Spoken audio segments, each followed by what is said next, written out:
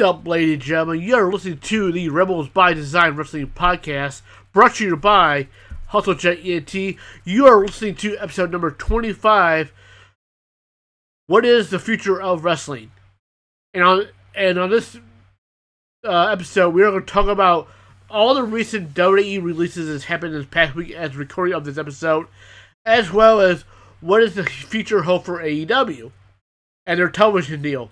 And I'll get into that. So that's the reason why I call it What is the Future of Wrestling, because I feel like in the next year or so, there's going to be a lot of major changes in wrestling in regards to talent, show up in new places, possibilities of our talent leaving, and the changing of where certain companies are going to be broadcast.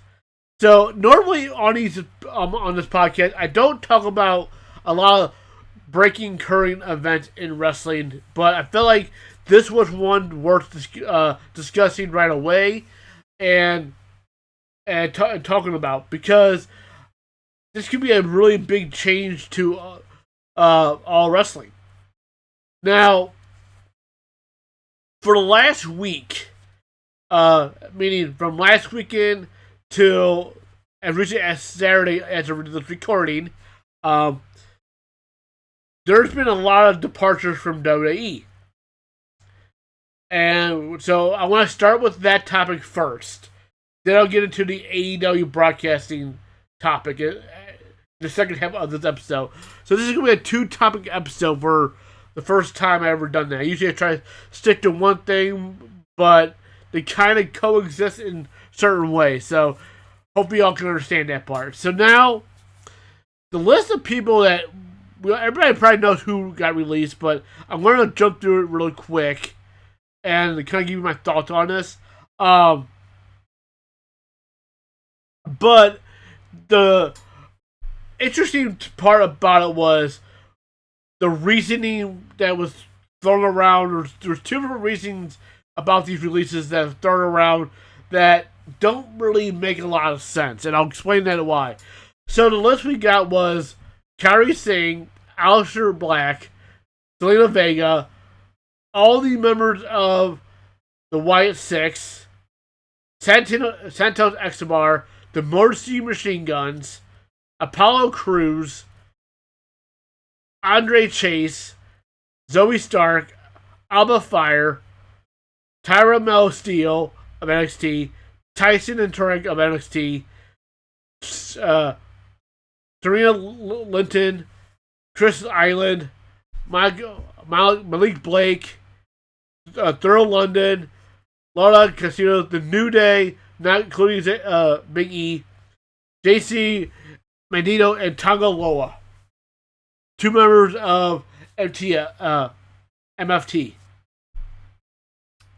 So, with this list, the biggest thing that changes was the WWE's overall tag team division. And it's interesting that a couple of these releases was signed a year ago, and one didn't even make it a full year. JC Mandino, aka Jeff Cobb, hadn't even been a year at Backlash. Let's put it that way. The Motor Machine Gun made it a year. And I thought it was interesting, because my thoughts and opinions on this list is, like, a lot of them, there's no major surprises, I would say, but there's kind of one to be like, that's kind of unexpected. Now, the two excuses that we got from this was, it was an age thing, and then it was they don't like dark characters thing. That's what dirt sheets are referring to it as, but I don't believe it. I'll tell you my reasons why.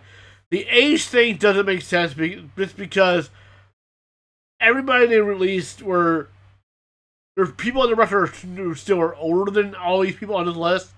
And when you look at who were recently hired since the start of the year to now, don't make sense either. So, like, for example, Tuesday we saw a 39-year-old Evil from New Japan, best known for New Japan Pro Wrestling, show up in NXT. So, if age was a truly a reason to why is that happen? Why are 39-year-old Evil being signed in the first place? On top of the return of the Bella Twins this past year, uh, Royce Keys, who turned out in his 40s, Matt Cardona, 40 years old. All these, new hire, a lot of these new hires are the same age as what been released. So I don't think it is an age thing on that. But it's one of those things that I think it's just, I believe more was that there also was speculation that WWE doesn't like dark characters, and they're kind of going away with that dark supernatural style character, which makes a little more sense. But again, I don't know. To me, it's just one of those things where it's unfortunate because they do it every year, period. Because WWE is ran like a sports team. Pick your sport, don't matter. It is ran the same way. New people come in, other people go.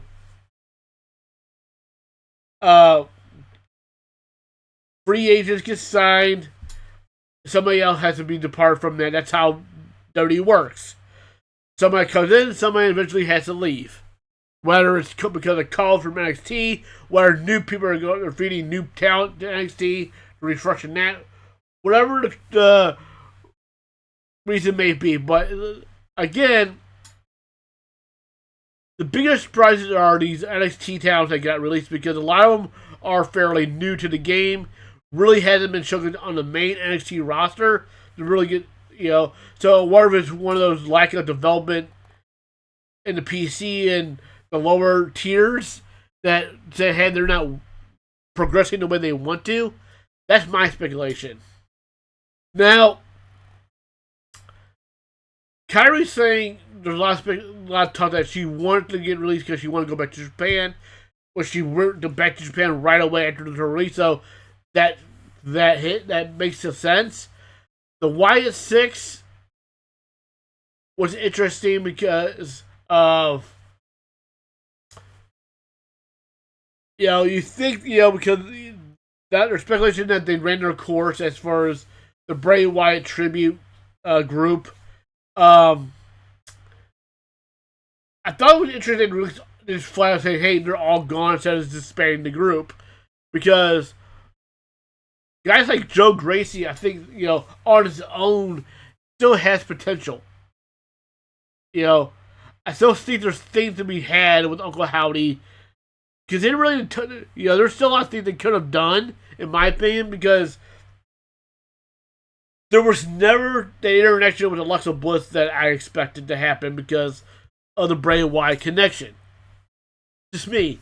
Now, Santos Escobar was kind of a surprise to me because he was just starting to do something in AAA, which is gaining a lot of, and an overall brand is gaining a lot of traction. And I thought they would give him a little more time to get the angle that he was starting up to do going.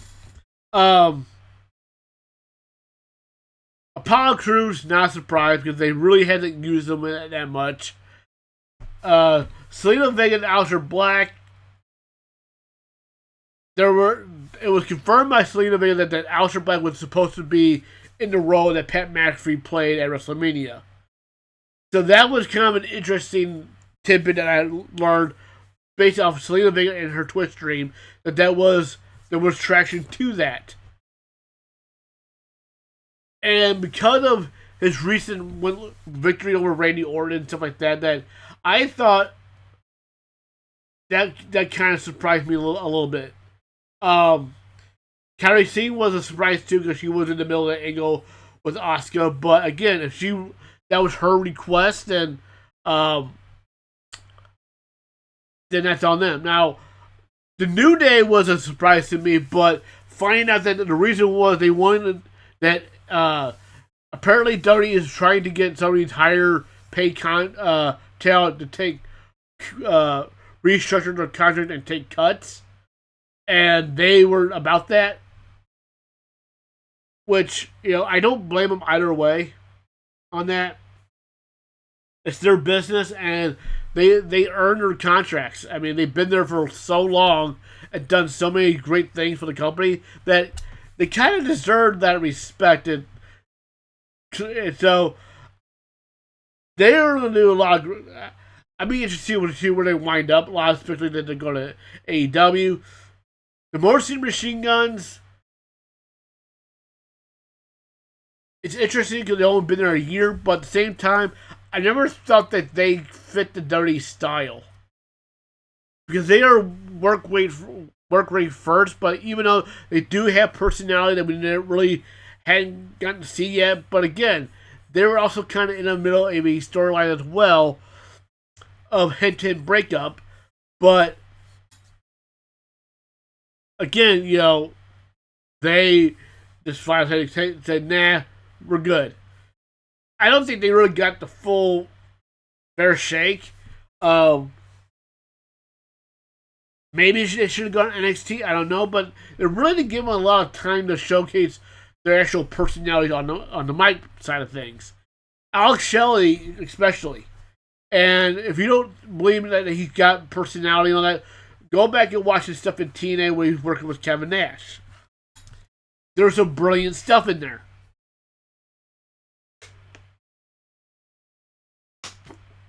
Now, the members of MFT, JC and Tongaloa. JC did Tongaloa I get because he's not the best worker. If you know, you know. If you see, you know what I mean. Now JC was interesting because, and there was this argument I saw online this morning about it, which I cleared that up pretty well, I think. Saying that JC just didn't have it, and he was given the same opportunity that Jacob Fatu did. No, he didn't. If you look at the debuts of Jacob Fatu versus JC, you know the difference.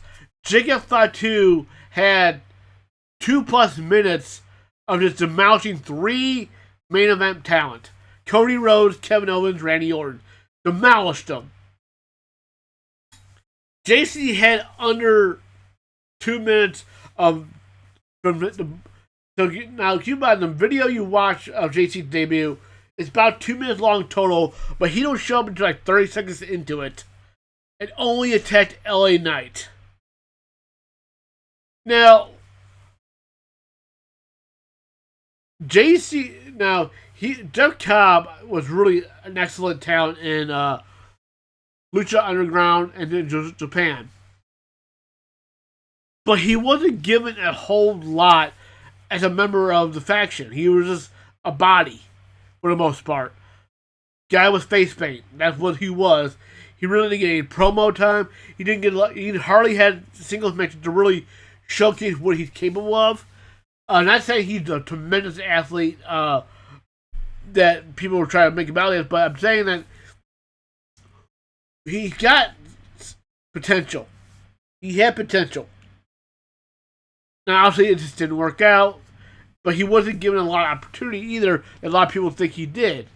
I don't see that. Now, where do these people wind up is going to be the interesting question, because this should be really interesting to see where everybody signs. I definitely see the New Day in the Motor City Machine Guns in AEW. That's kind of always a given, and that's really going to help put a major boost in their tag team division. And heck, to me, the Motor City Machine Guns versus the New Day, or whatever they're going to call themselves at this point, Austin Creed and whatever Kofi's new name's going to be, That to me is a dream tag team match. That I think would, and you put either one of those teams against what AEW has already in the tag team division, should be some very interesting stuff. I'm not one of those people who don't look too far into age. It's more about what do they keep doing in the ring and what are they capable of doing. And all four of them still can go in the ring. But I think it should be interesting. Now, I do see now the rest of them should be interesting. Also, those two tag teams, I think everybody else is kind of going to be fair game because there's speculation that there's talking about Aleister Black and Zelina Vega may not go to AEW like people kind of thinking because of the previous run that Black had in AEW. I know Kairi Singh is going back to Japan. I know that's going to be where she's going to stay, or where she come back stateside at some point. Remains to be seen, but unless she's going to return to Stardom. The YS6, I don't think they're going to stay together as a faction. It looks like Dexter Lumis is going to be going back to TNA, where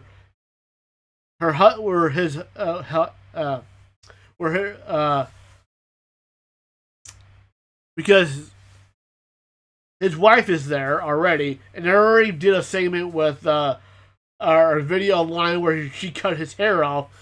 So I think there's a lot of hints that we're going to see Dexter Lumis be back to his former character before the YS6. That more, and I think he had a run in when he was Sam Shaw in AEW in TNA.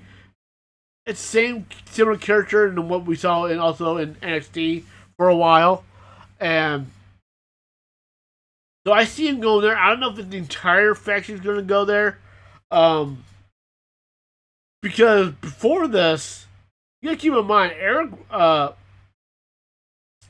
Rowland was pretty much retired. He wasn't doing a lot of wrestling on the independent circuit. He kind of laid back for a while. So that's kind of interesting. I know Bo Dallas has other things in his life going on. As far as like he'd always been preparing for his post wrestling career, so maybe that retirement for him as well. I kind of hope not because I still think he's got enough creative genius in him that he can really make an Oracle Holly style character work elsewhere.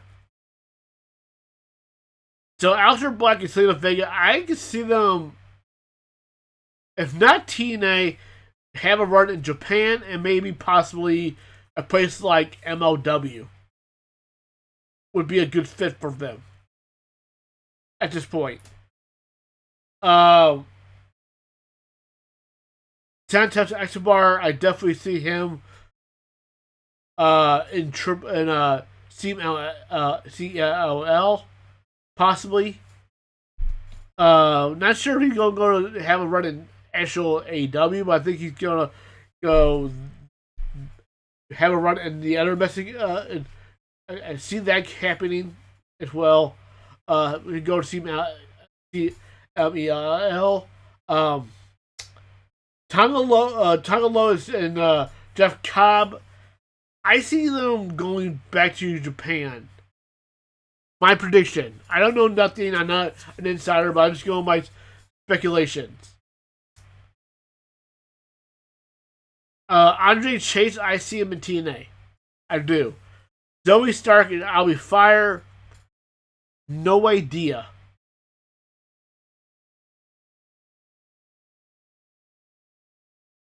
No company they show up in any company would not surprise me. Whether it's TNA, whether it's AEW or MLW or even the NWA now that they got a bigger TV deal recently now too. They give and now keep in mind NWA also It's very one of their strong point is their women's division.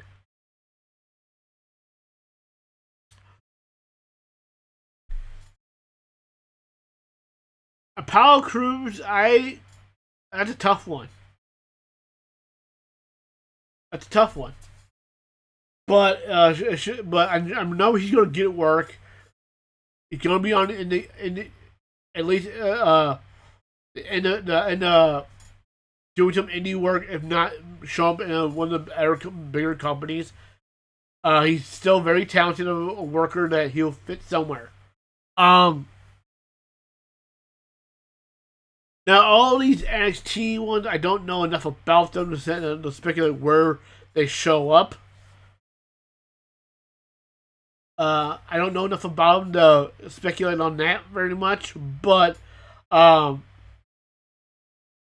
I do see a lot of them probably having independent wrestling company runs, trying to gain more experience and try to, yeah, and so forth. So never, we'll see on that. Um, but it was definitely an interesting list. Um, and there could be possible more people leaving. Uh, because the interesting rumor that I saw, which I doubt he's actually going to go anywhere. I feel like this is more of a rumor than an actual story as of this time, but who knows?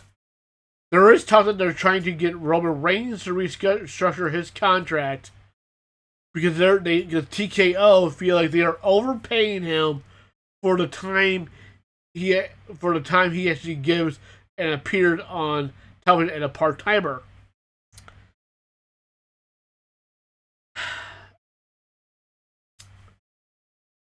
If Roman Reigns walked away, I don't.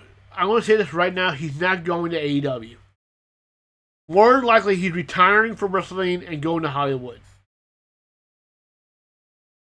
And I don't think WWE is just going to let Roman Reigns walk away, knowing that he is still the current, probably the biggest star that company has on the active roster of any way, especially with the retirements of John Cena and Brock Lesnar. Roman Reigns is still the guy. Uh, I don't think WWE is just going to flat out let him walk. Yes, I do know that Tony Khan probably has the money to get him. And if he does, but I just don't think Roman Reigns just is not going to be listening and wanting to go there.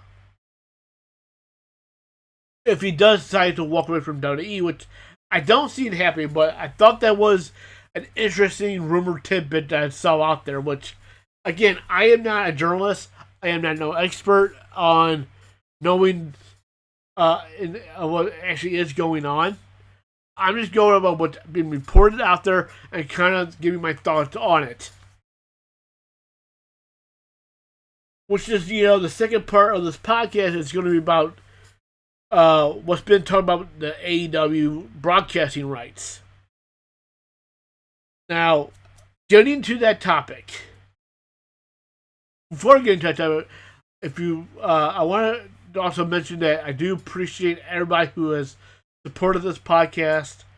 While you're watching it on YouTube, or you're getting into where you get your audio podcast from, whatever sources that you use. I always appreciate it, very much so. Please like and follow for the support. I always appreciate that as well. But now I want to shift the gears to AEW. Report has it that now there's kind of different versions of the story that's going out there, but it is worthy enough to go talk about the possibilities. There is talks that AEW is no longer is going to be not getting their option picked up for their current television deal when Paramount takes over Warner Media, which means and since they bought out everything, including the television networks, compared to what the Netflix deal was going to entail. Paramount also now going to be owning TBS and TNT in 2027. So the next year is going to be the last year that under the current deal.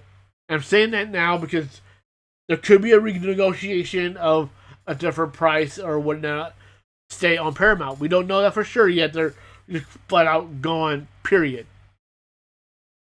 There's always the possibilities, but now what they have going against AEW is that Paramount does have partnerships with other brands under the TKO umbrella. That includes the UFC, which is a lot of people speculating why they won't go beyond Paramount Plus or at all when they do the merger and stay on TBS and TNT. That still remains to be seen, and I still say that it is still a possibility of an option. Now, what I'm going to talk about is, okay, let's say they're completely gone from TNT and TBS and HBO Max when HBO Max does combine with Paramount Plus. Where will AEW potentials can go? Now, some experts online say they won't fit into certain other streaming services because of whatever reason. Now, until I hear from those sources, those services themselves flat out say they won't do it, I'm going to put them on this list for now. Now, when I compiled a list of my own, this was based off on households availability. So before I go into this list and so forth and what are the best options, I'm going to make a couple things perfectly. Now, keep in mind, between TBS and TNT, currently AEW is available and currently in the United States, 91 million households on TBS.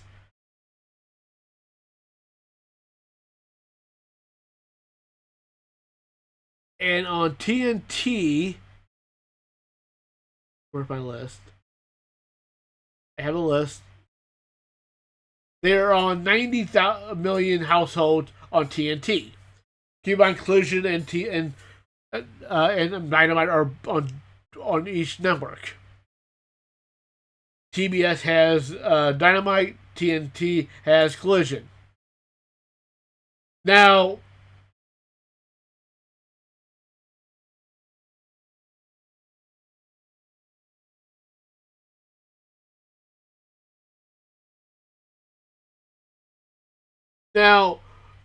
there's not. So we look at the other networks, and you look at who is not a partner under the umbrella of either of any other network ownerships, media companies that are not under the TKO umbrella at all.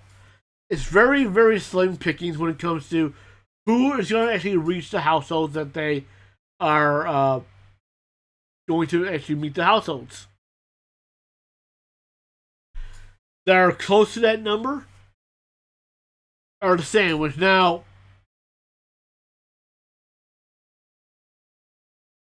the thing is, to keep this in mind as well, for clarity of where everybody else is at right now, okay? Netflix is not included in this, but let's look at it like this, okay?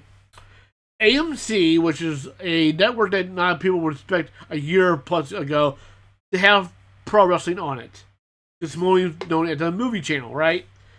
They also have 90 million household availability, which is close to basically the same as TBS and TNT. in the same realm, as well as the USA Network, where we get SmackDown on, which they have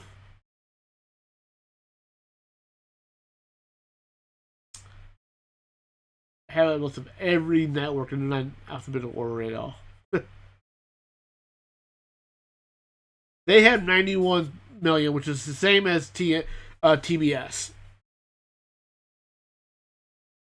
So now CW, which is where NXT is on, they have 114 million households. Again, they are on network TV. That's network TV, not cable. So you have to look at. So who are available? So as far as household companies that are not under, Paramount, Skydance, or Warner Media, because they're under the same umbrella now, and not under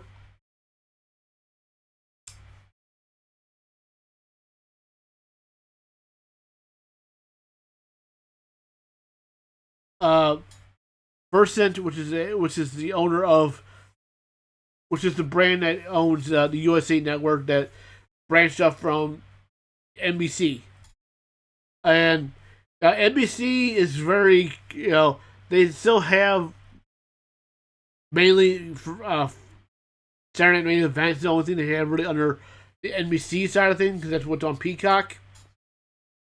Because they kind of did what was supposed to, they basically did what was going to happen with TBS and TNT and all that if the Netflix side took place. Now, so we're gonna go. So there's only a couple networks that. So this is my list of where they could possibly go in a realistic manner to me. Now, are they negotiating with any of these companies? I don't know. I'll make that perfectly clear. This is not any kind of insider thing. This is on the outside looking in. What are actual possibilities? Because now some have a little connected with TKL, and most of them, but I'm basically focusing on who don't. Okay, so first, the two streaming services are, or three possible streaming services possible, but it depends on things. Now, the first thing I want to make clear was this: that I don't think AEW is going to get the kind of money they are getting currently on their current deal. Wherever they go, they're going to have to take some kind of cut, because a lot of these broadcasting partners don't have the kind of money, and because of the numbers they're putting up, are going to spend that money for what they're getting. Now, the first two have it, but I just don't think they're going to give them that money. Number one is Apple TV for streaming. I've been told that they don't fit their portfolio, blah, blah, blah. I don't know that for a fact. Because then again, AMC, known for being a movie channel, all of a sudden they picked up TNA Wrestling. Anything I think is possible at this point, except for, when it comes to channels that have a more wide variety. So I'm like, keep in mind, I'm not putting like home shopping network channels or food channels or Cartoon Network channels, even though majority of those who I've named are already owned by somebody they can't work really, that kind of cancels them out. So Apple TV was one of them. Amazon Prime is the next one. And I say that as because they already sell the AEW pay-per-views. Whether or not they want to expand that partnership to being just full-on broadcasting partners, that's a possibility. Now, Amazon Prime is currently the biggest streaming service behind Netflix in streaming in general, as far as how many subscribers they currently have. Which, is still kind of a gap, but not. There's still a gap there, but it's there. Now, next is Fox Sports 1 streaming app, possibly maybe using Fox One as a TV broadcasting partner as well. That's a yes and no to me because I know TKO has a deal with Fox in Mexico. That's maybe the red flag on that one. Why that might not happen. But I feel like if I was a wrestling company, that's kind of where I want to land for the possibility of, okay, now Fox One, I'll pull this number up real quick, has a little less household availability than what they're currently on. They're at 84 million households.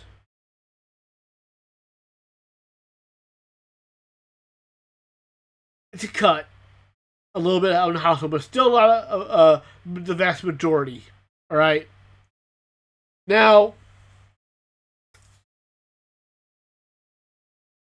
but what's also the potential of the growing of Fox One, the streaming service for sports?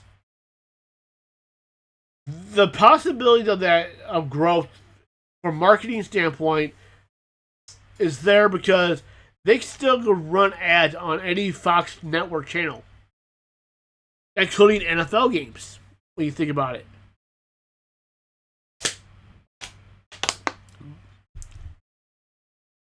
Because Fox is absolutely going to try to push Fox One, so there's always that possibility of help from there if they can work that out.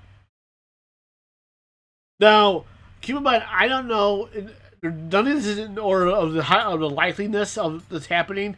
These are just what's out there, in my opinion. The other two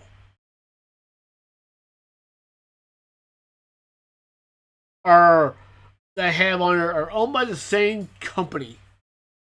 That's EW Scripts Company.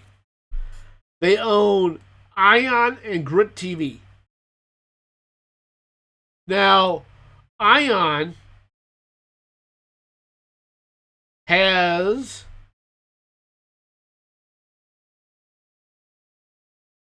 85 million household availability.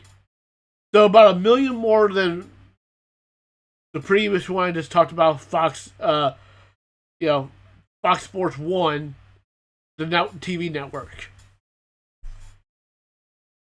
Now, Grit TV, owned by the same company, is a little closer to what they're currently at right now,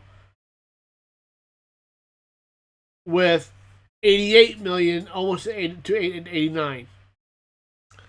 Now, that channel is more about action and Western programming.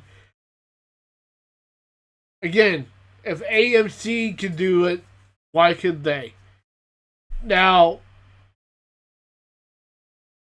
keep in mind, now, the overall part of that is interesting as well because, like, for example, AMC is known for classic movies. They got Wrestling Now. Comment just picked up NWA. They're known for sci-fi shows, which are owned by Sinclair Broadcasting, which used to have owned Ring of Honor. Now, keep in mind, that network has 78 million households available, so that's a pretty decent number.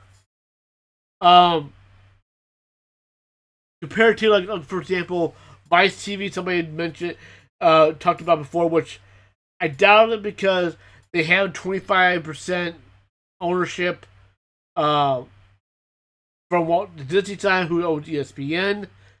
Um,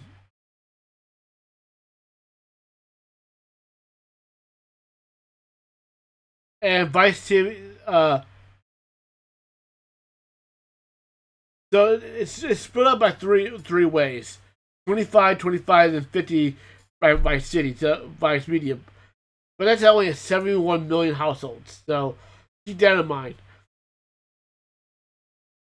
Now, so basically, what I'm saying, that if I was Tony Khan, uh, those are who are the people I'm going after, especially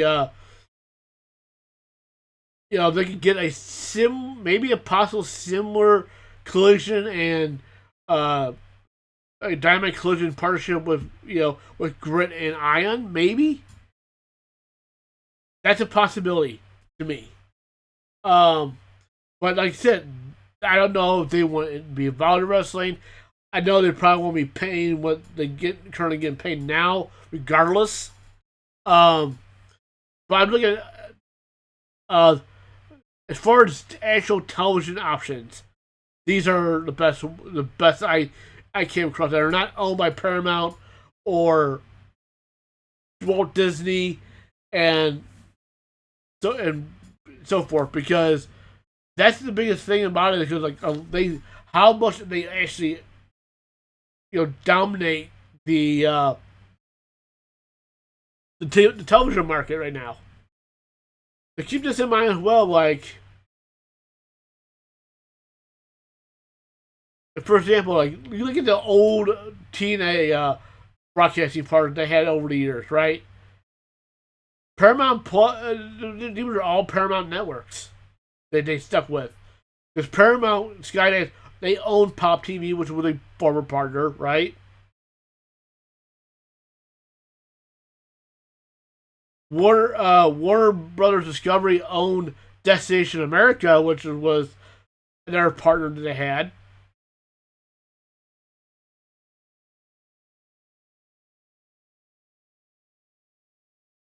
And so again, so when they left those networks, that's when they became basically available for AEW to come in, but they got on the bigger side of that of what Warner Brothers Discovery has. Because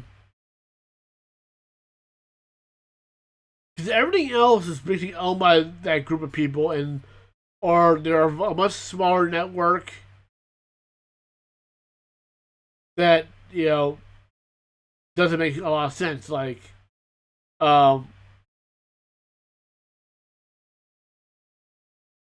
because the way it's all set up is as far as that goes. It's like, um,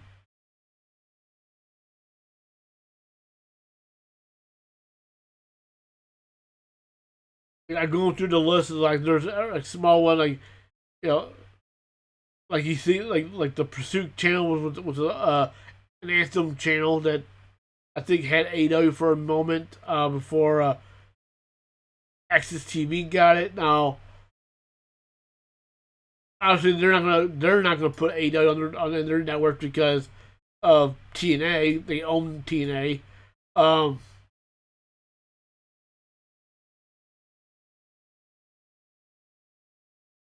but like, you look at like who owns everything,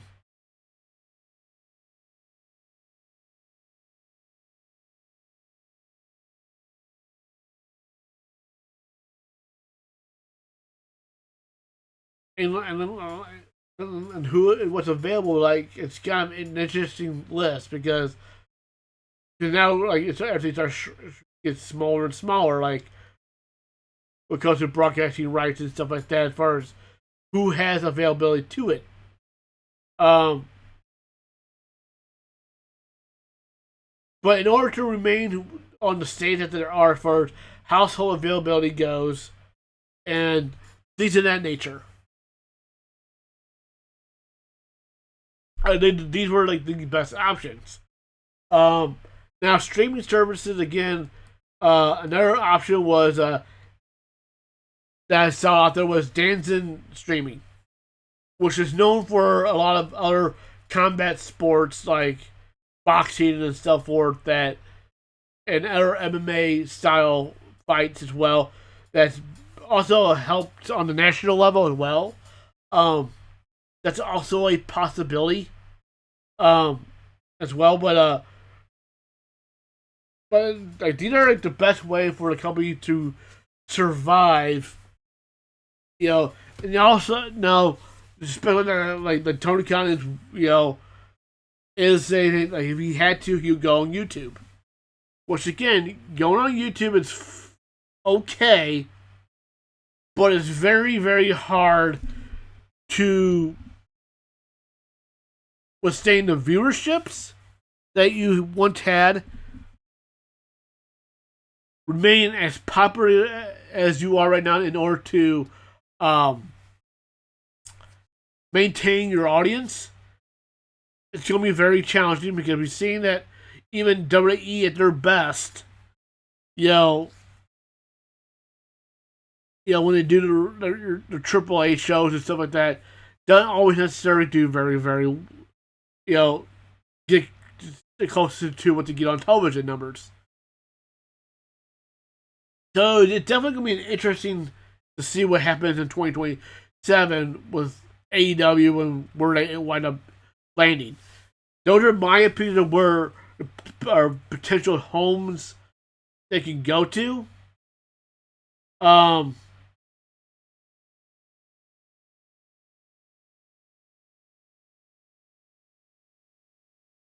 I don't know. I have no clue if any of these are actually going to happen or not. I don't know. Uh, there's always a possibility that maybe they have a different deal with Paramount because maybe they were looking to save money, but still want to keep the right for cheaper, which is still a possible scenario. I'm not ruling it out, but other people have. But a lot of them are more anti AEW in general, and they want AEW gone, which I'm not one of those people because more options of wrestling on television is better for the industry and for the talent to gain work and get paid that they deserve. Now, the last thing I want to see is a wrestling monopoly again. That's bad for wrestling. Regardless of what you think about it or not, it's bad for wrestling. That's, we see what happened when WWE took over, when ECW and WCW went out of business. There was quite a period of time where they were the monopoly and the product suffered. And even when TNA got on Spike TV, it's still, it got better a little bit.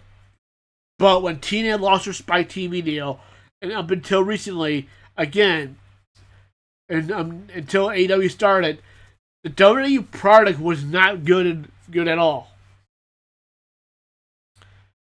It was, it was very stale. It was not and just silly and goofy and whatnot. And that's why, when I see these people who want Vince McMahon back, I always felt it was kind of silly because Vince McMahon last year as a booker were not very good years. I think people will have, selective memory of how the product actually was compared to what it actually was. And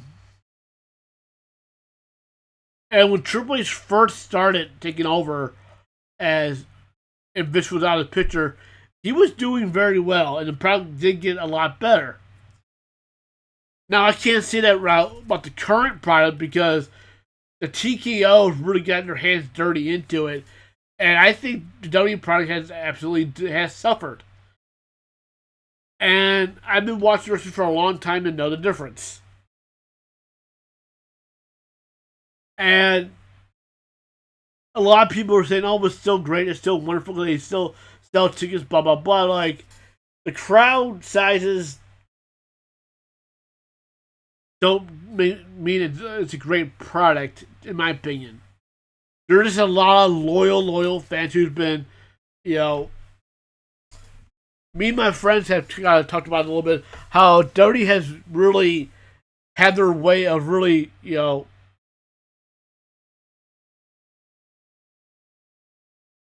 having a way of making you accept what they give you. If that makes sense. Where they basically get your mind trained to say, hey, this is okay. This is good stuff. Like, and you don't realize it's happening until you, as it happens, until you look back at it like, holy shit, how'd this happen? How did they start to really accepting this? You know? And the old school wrestling fans, there's a lot of things I sort of, you know what, I still I say that a lot of what WWE does these days is very, there's no soul there. There's no soul. And the crowds, yeah, they show up for it, but how many of those fans are like the Attitude Era fans? Where they're loud and reacting to everything that's going on. That every single talent, no matter where you are in the card, somehow gets a direct reaction. That's the difference to me for what today wrestling looks like compared to what it was back then. They already sold out arenas everywhere in record time for television and pay-per-views. Granted, they didn't have as many quote stadium shows that they do now, but they sold out of everything they went to, and it was the hottest ticket in town. And you could never find me in 98, 99, up until the PG era. You could not find me a show that the crowd was dead silent for every goddamn thing. Which a lot of modern day wrestling shows, you have that. But, like, it is weird to me, and it's kind of strange. But, like, a lot of it had to do with the booking and the flow of the television show, and affected that to me, as a fan. Because there's so many commercials on a pay-per-view. PLE has so many commercials that disrupt the flow of the show. The way the shows are formatted, you know, ain't the same. And this is why, like, I don't feel like AEW, the WWE that I watch now is not close to the same WWE I grew up watching or have been watching for over 30 plus years. Now, AEW, again, I'm not a big AEW mark that just loves AEW and everything they do. I like AEW. There's a lot of things I like about what AEW does, but they are far from perfect as well. They have had a mix of good episodes and bad episodes, regardless if it's Dynamite or Collision. Usually their pay-per-views are way too... I do agree that their pay-per-views can be way too long, but you definitely get your money to worth as a pure in-ring wrestling fan if you buy an AEW pay-per-view. Now, I compare that to WWE. There's a lot of times I will say I'm not getting my money to worth, especially if I'm paying what they charge for a ticket a lot these days. There's a lot of shows I look back on like I'm glad I didn't have to go and spend money on that ticket because I would have been highly disappointed in that. Because, for example, WrestleMania. I'll give you that example. Night 2 was great. And probably well worth the price of admission. Night 1, not so much. In my opinion. Whether you agree or disagree with me, that's up to you. You don't have to agree with me. And it's fine if you enjoyed it. My personal opinions didn't enjoy it. Night 1. I like Night 2 a lot better. Again, I like a lot of pro wrestling. I watch a lot of pro wrestling. I understand pro wrestling in a way where, you know, you like what you want. Like everybody's got their own styles that they like, and there's a lot of people who don't understand the different styles of wrestling. And not all companies have to do the same format.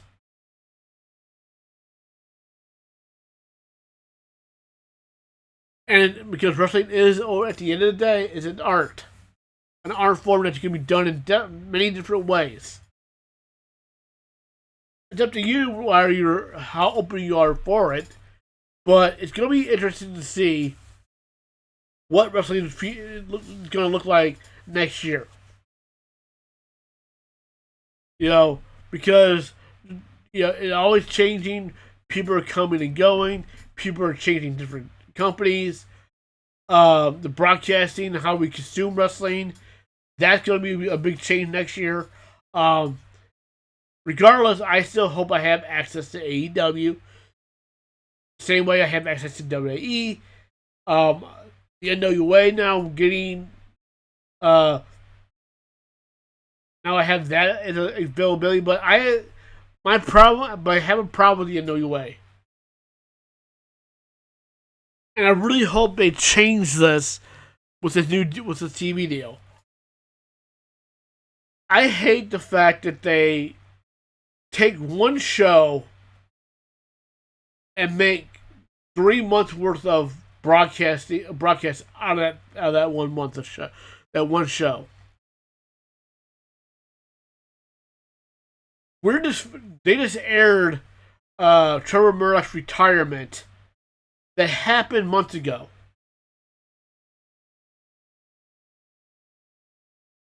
They didn't show the current NWA World Champion Silent Manson winning the NWA World Champion until October of last year when he won it in August.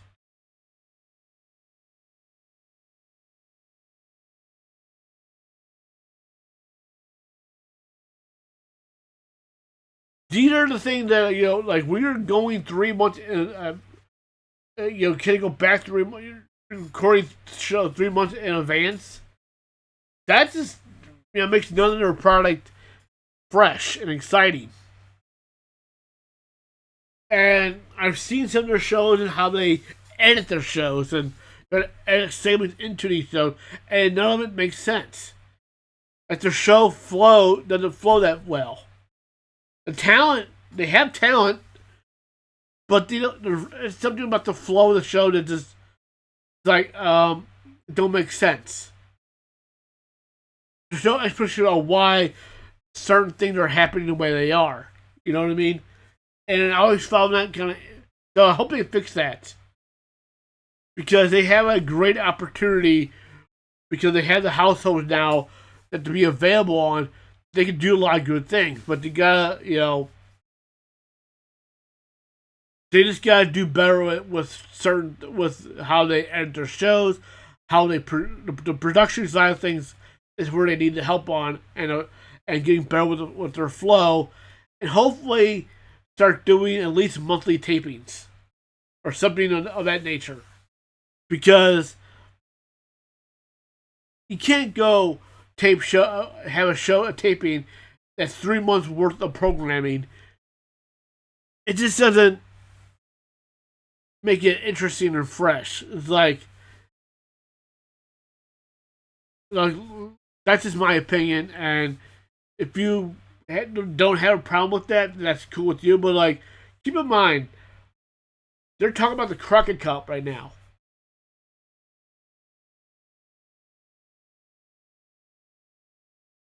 That's what's beginning to air on the NWA show right now.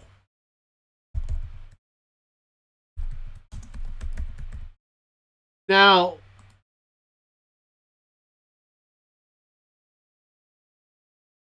that show was a month ago, and it's now getting to that and broadcasting on their television show, and then recording on this podcast.